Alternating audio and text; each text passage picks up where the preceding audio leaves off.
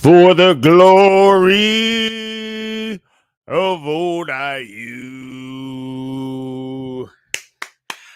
Oh my God, the Hoosiers are 6-0, and it's unbelievable. I mean, this game was a real tester game, and we did not play our best game. I did not realize that Northwestern had the bye last week, really, until I turned this on. And then I realized, I'm like, wow, they have a really good defense that's playing completely out of their mind. Welcome to Indiana Sports Connection. This is a live post-game show. Thank you so much for joining me. My name is Aaron. I am your residential anchor. Let's get into it. 1 for 3 on the way.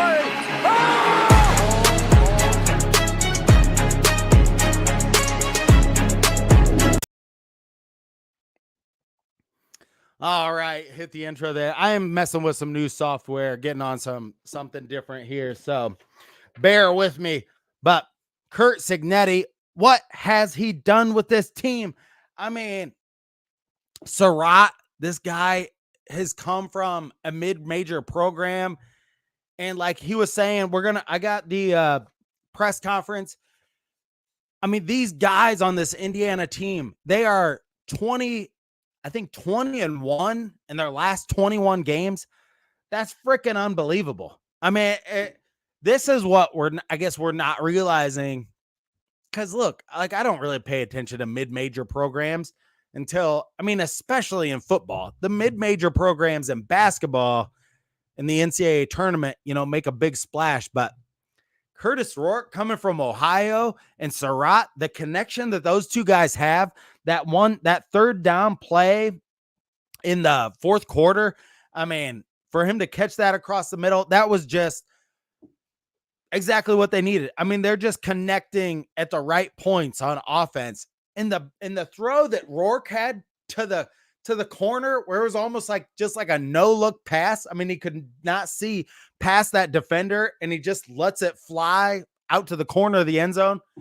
I have to say, that Northwestern Stadium, spectacular. And it really reminded me of, I used to live in northern New Jersey, and West Point was not that far away. Every October, they always had, I went to some football games there at the West Point Stadium, a couple of games there. But every October, they had a big Oktoberfest that I believe it was like Bear Mountain or something. There's a big state park like right next to there.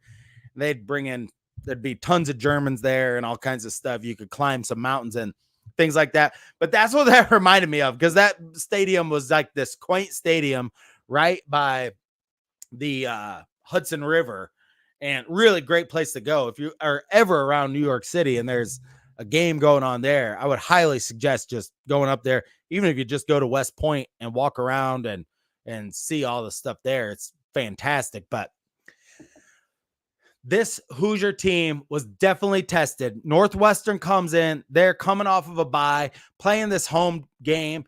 And kind of what I thought in the first half, when Indiana was kind of getting out to a slow start on offense, really on third down early, they really struggled on third down early in the game.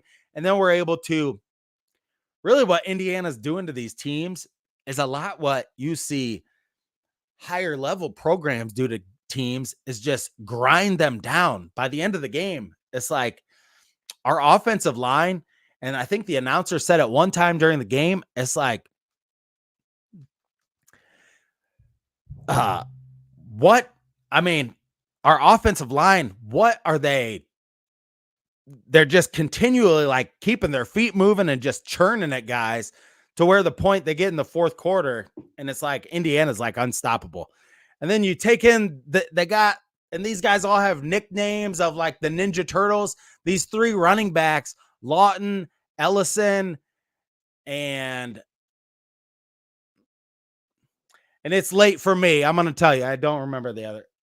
Lawton, Ellison, but anyway, the three running backs we have, Black, just killing it. How about that catch by Cooper when he caught that ball in that traffic and then just stayed on his feet. And he just literally, like, he turned himself around a couple of times, and you think nobody's going to actually tackle this guy. I mean, he's just going to stay on his feet and just keep like going all the way down the field. That was a huge play for the offense at a time when that game felt really tight. I mean, you look at the final score and you're like, the game wasn't even close, but it definitely felt tight up until, and the reason why I say they're playing like a high level team is like, if you just watch the Ohio State game, Iowa and Ohio State, I mean, it was like 7-0 in the late into the third quarter in that game. And then, Ohio State just ended up blowing their doors off like 35-7. But that's how a lot of these games go. Indiana has reached, it's just what Curt Cignetti's done. He's taken all of these guys. Yeah, they won't beat Ohio State, nickel. I am going to the Michigan game, and that I just found out today. I was talking to my dad, and we're going to the Michigan game. So if you're going to that game, I'll see you there. I'll see you somewhere there. That will be the big time game. I don't think beating Ohio State, that would be really, really tough. But I do think Michigan, if they can't figure out their offense by the time they come into town, would it be unbelievable to go to that game and for Indiana to be undefeated and to play Michigan in that game at home? And I'm going to tell you, there are so many people that live in my neighborhood that have, it's like everybody that's a Michigan fan has a shed painted blue and gold. Not that I want to like hang an Indiana flag on their shed, but I'm like, Michigan's only like 35 minutes away. You could just move your shed like up there. But we're getting off subject of this Northwestern game because the other thing I saw, Cignetti came out. There were a ton of Indiana fans on the one end zone, and Cignetti like comes out and fires up the fans. Like, you just got to love this guy. Like, what is they stomped them like any other top 10 team. That's exactly what I'm saying. Trenjamin Button. Like, nobody, Ohio State plays the same. And honestly, Alabama, the last few years, Alabama played with Nick Saban, played a lot of rinky-dink games. I mean, they set their schedule up easy. I mean, I know they're playing in the SEC, and I know Indiana they have 8 home games this year.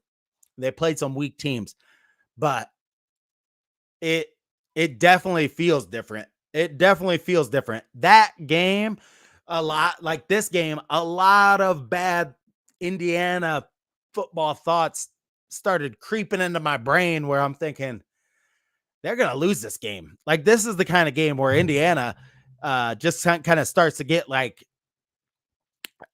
I don't think they were overconfident. I think Northwestern just came out with having the week off, and Northwestern has the best defense.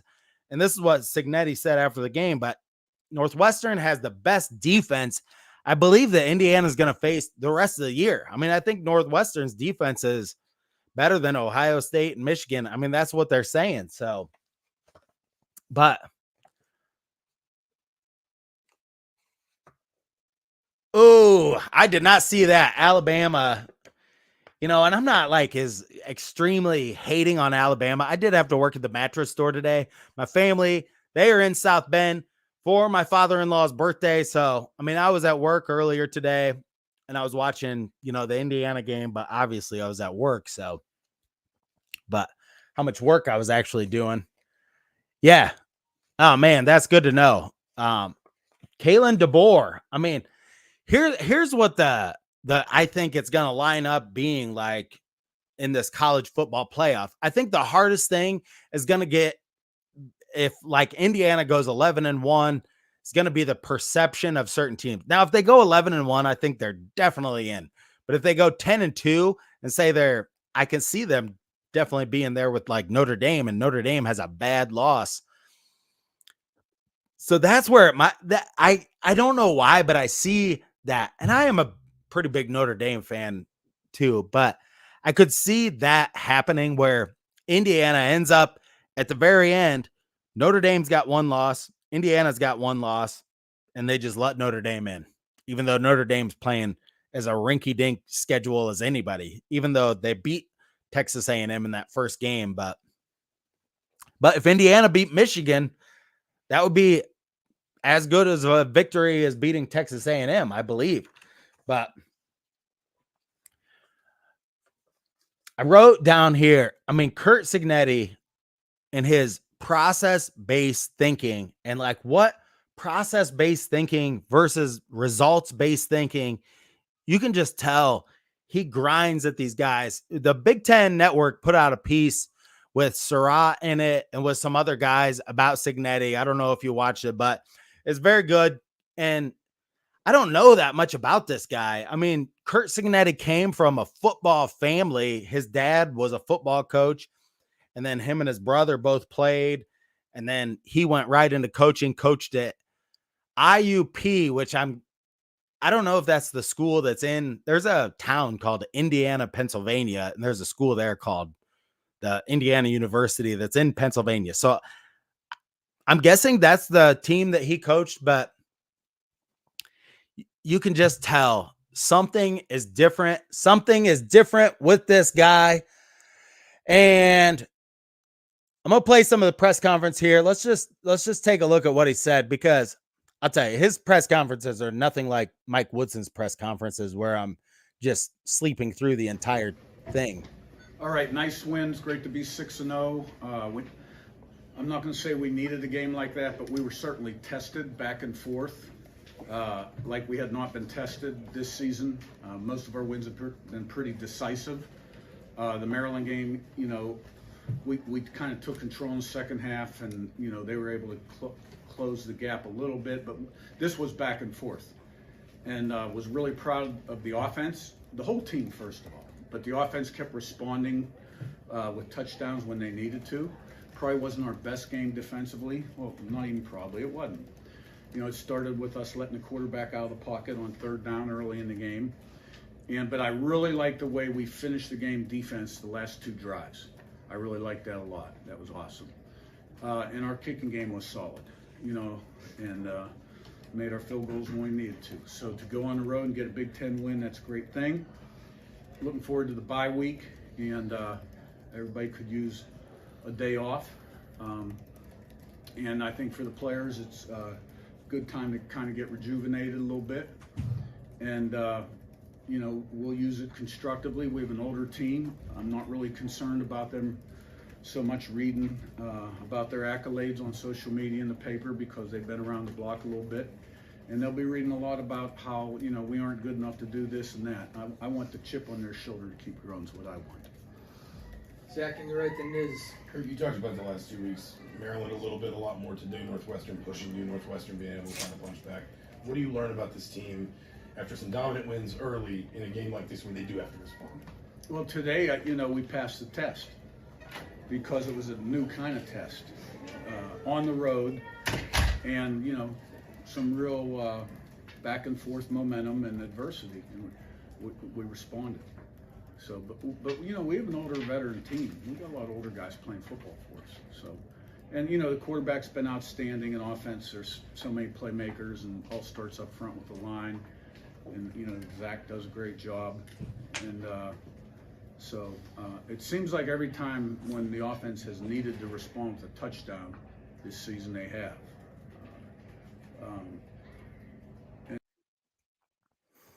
All right. Just want to put a little bit of that on here, hear from the coach.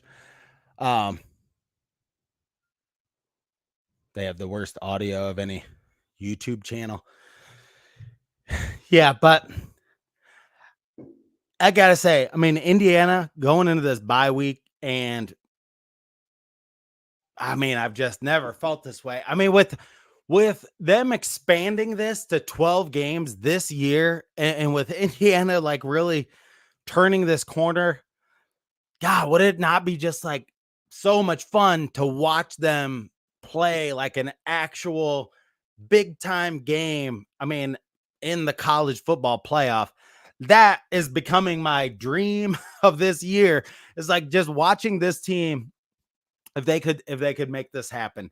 Now we got some big games, like Nebraska is going to be a tough game for our defense, because we saw our defense got exposed a little bit today by a running quarterback. Now, the guy at Nebraska, I've watched a few of his games, and he is more the type of guy that you have to like contain in the pocket. I mean, he will run around, but he does kind of run around like Mahomes. That's just like his MO. So the Nebraska game is going to be tough. Michigan State, I have not watched any Michigan State. I mean, my cousins are huge Michigan State fans, and they used to be a lot better. They're just so as we get closer to that game, we'll like learn more about them. But you just look at what they've done so far. 6-0, halfway through the season.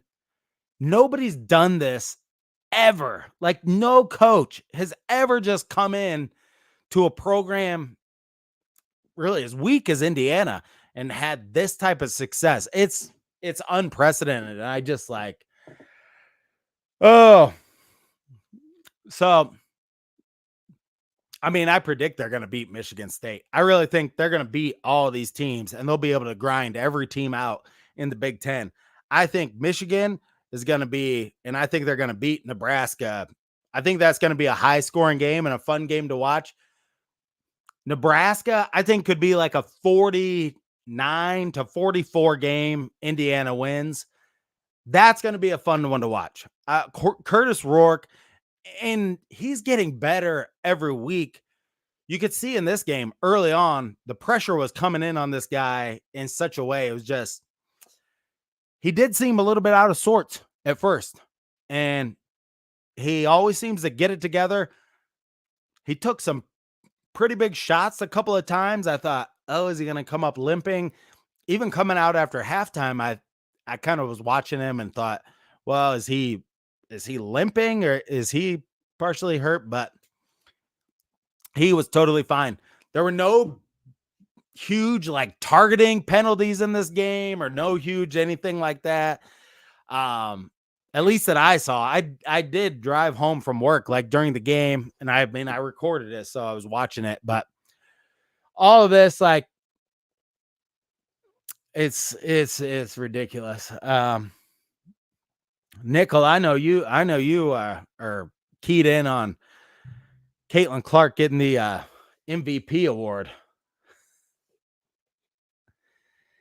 And Nebraska only beat Rutgers. Thank you for that information. Nebraska only beat Rutgers 14-7. So, yeah, I mean, Rutgers, I don't know what they're like, and they've beat Indiana in years past. But I got to say, I mean, this is like a totally new Indiana team.